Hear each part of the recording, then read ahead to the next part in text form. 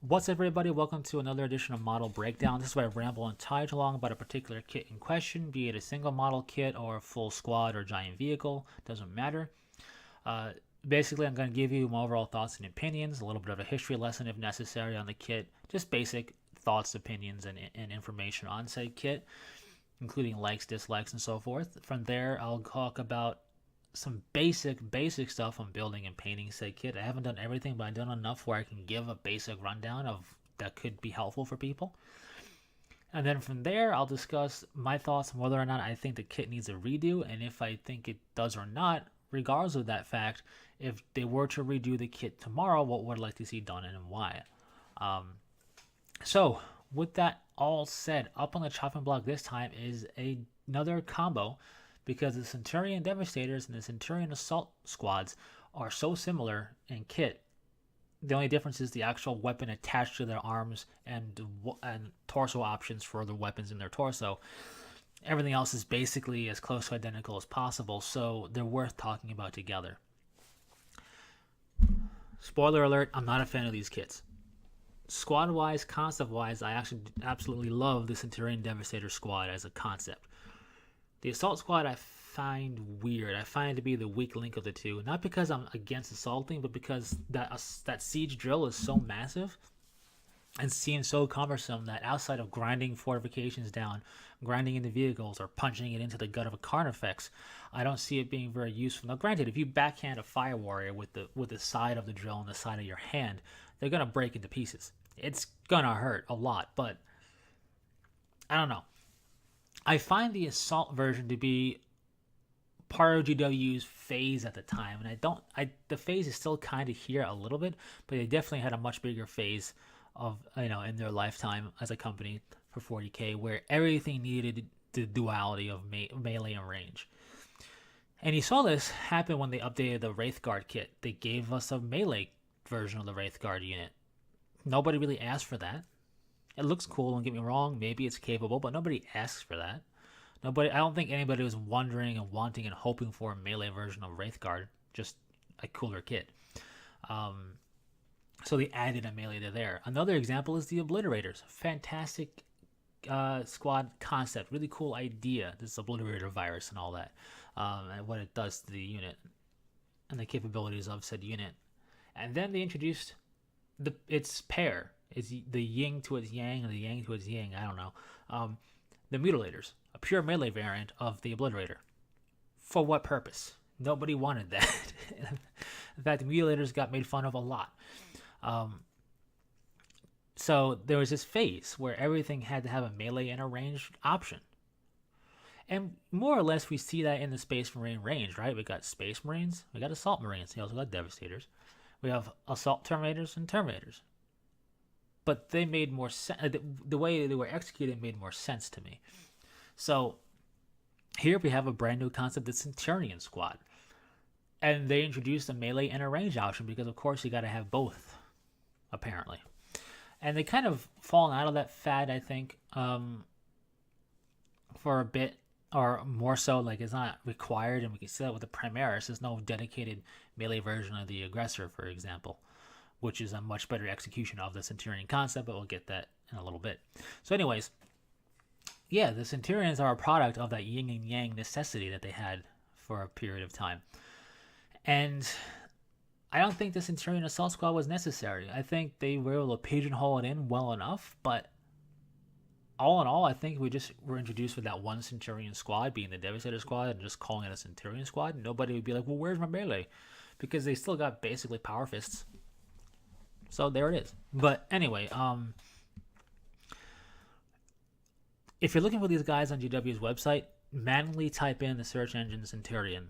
When you go to just the Space Marine ranges, I looked in the Blood Angels range for giggles because I didn't think it would be there anyway, and I looked in the Space Marine range, I looked in the Ultramarine range, and they're not listed to find that easily. You got to type in Centurion. So I'm assuming that they're still in the Codex. I don't own the regular Space Marine Codex yet, but they're on the website. They're not listed as out of stock or while supplies last. They're listed as normal.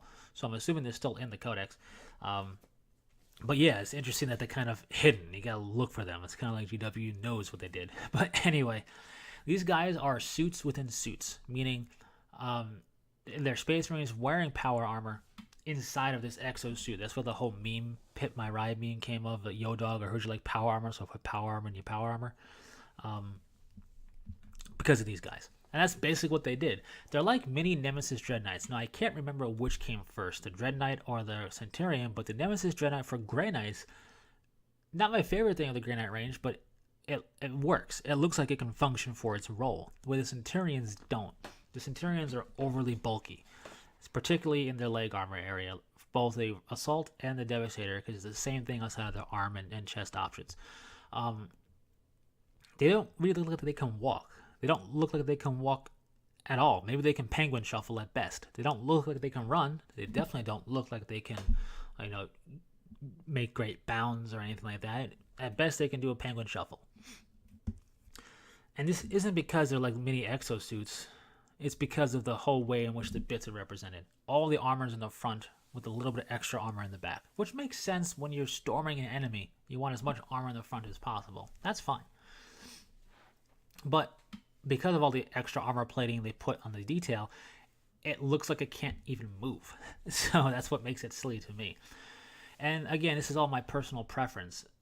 The Centurions as a squad, particularly the Devastator ones, were really capable. I remember back in the day when they first came out, people were utilizing them with librarians and bamfing around the battlefield, destroying everything. They were very capable.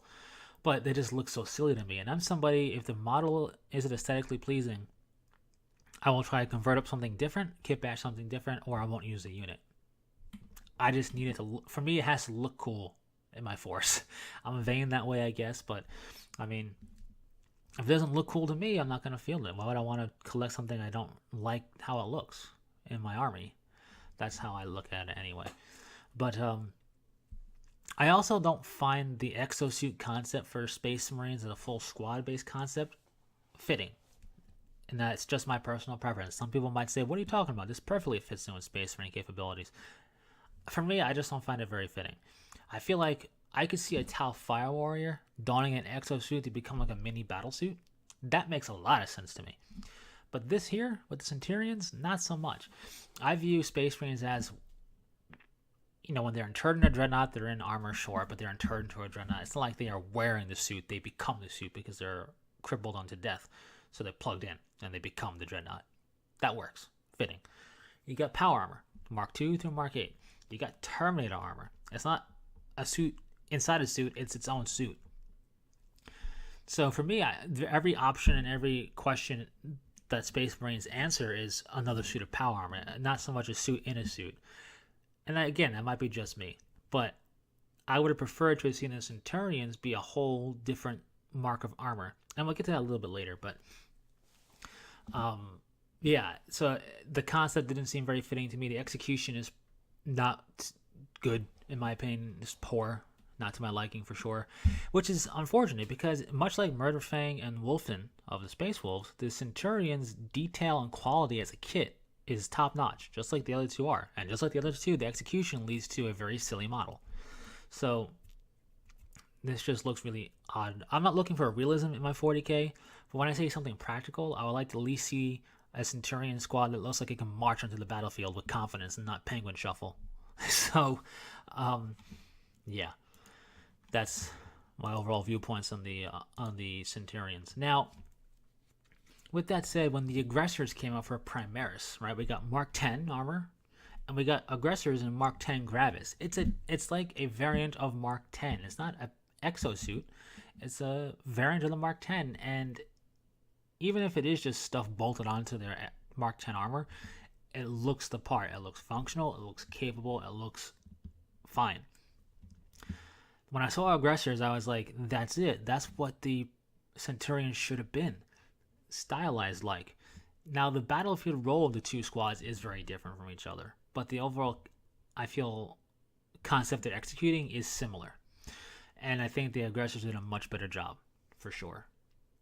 I feel like they learned, and that's why we have the aggressors the way we do. Now, with that said, not bad kits, like I said, in quality and detail. Just, for me, the end result is something silly. So, if you do like these guys, that's fine. My recommendations for building and painting these guys is for sure build and paint and sub-assemblies, right? The assault guys have that drill and different chest options. The Devastators have different range options. Whatever kit you're building, don't really need to single them out independently because they're so similar. Dry fit everything that you're putting together. Build in sub-assemblies. Build to a point that you feel like you're about to have too much stuff put together at once. Then dry fit it to the other pieces, make sure everything fits well. Paint in sub-assemblies, and then do final assembly and touch-up paint. Because particularly when we look at the back of one of these guys, which I don't know if I can find an image of, so... but when you look at the back of these guys, if you so desire, you're going to see the powered armored legs of the Space Marine inside this suit, and you're going to see how it would be tough to get to all the detail there. So definitely do sub-assemblies, paint, put together, and you touch up paint after that. You'll be in a much better place if you do it that way. Especially if for some reason you want your guys to be unhelmeted. I don't know why, but they showcase the assault guys without helmets. They can wear helmets, but they showcase them without helmets, which just makes them look extra silly to me. But if you don't want that, definitely, or if you want no helmets, definitely sub-assembly there. Do the head separate, or as separate as you can. So with all that said, do I think this kit needs a redo? For sure, yes, and also no. If they were just wanted to get rid of the Centurion squads in general, I'd be okay with that, provided they give the aggressor squad the last cannon option and the grav gun option, or the grav cannon option. That would make them unique amongst Primaris to have those weapon options. They already count as basically having power fists, the aggressor, so you got your melee there. You don't need the siege drill for it. But if they gave them those weapon options, maybe gave them a different secondary weapon, like the aggressors have a grenade launcher set up. If they gave them a missile launcher set up on top of that, I think we'd be set. We'd be in business.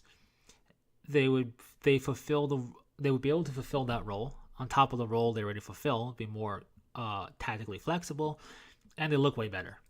But if they want to keep aggressors in their role, they want to keep Primaris separate from regular Space Marines with stuff, then they're going to keep the Centurions around both melee and range, which is fine.